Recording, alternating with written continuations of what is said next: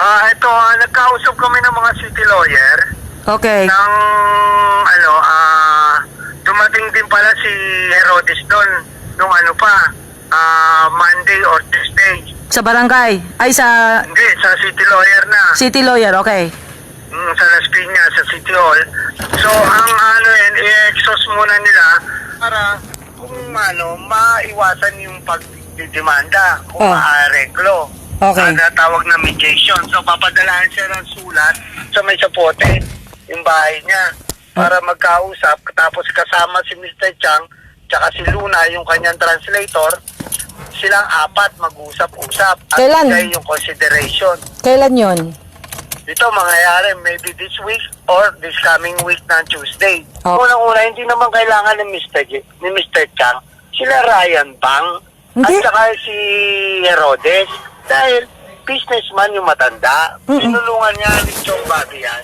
Kasi bawal sa Las Piñas ang magtinda sa street, kaya binigyan ni Bobby ng offer dyan sa pwesto niya. Kailangan ng Mr. Chang is yung kanyang paggamot na pinramis ni Basil, at saka yung kanyang mission na pati yung kanyang grocery store na nilagay niya sa sapote, which is lahat yon maintindihan ko pa kung ang tinayo niya sa Warma.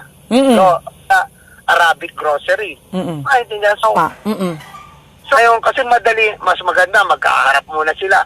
Tapos, sa second meeting, nandiyan na yung susunod na everything yung babayaran niyang compensation, which is physical, emotional, at saka yung grocery. Oo. Yun ang physical. Moral damages kasi wala na eh. Sobrang Sabi ko, nasira na siya. Oo, na-stress yung matanda due to his own business dahil pumasok si Herodes. At the same time, nagkagulo-gulo isip na matanda, which yun, bigyan niyang konsiderasyon to matanda, yung compensation na tinatawag. Para in together, pagsama-samahin niyo na lahat ng legal. Ano naman niya? Ginawa niya yun para pagkakitaan. Matanda eh. Oo. Balik 3 cases yun, di ba? Oo. 3 cases yung nakaano. Oo. Oo, basahin niyo lahat ng istorya doon kay Ma'am Mystica. At the same time, yan, Citizen Crime Watch yan. Siya ang chairwoman doon. Now, lahat yan, at the end, i-summarize nyo, i-assess nyo, and then, i-set nyo yung meeting. Tawagan mo ako, Ate Remy. So, sabi ko, huwag nyo madaliin. Panoorin nyo muna yung mga video, maybe Wednesday, tapos padalaan nyo doon ang letter.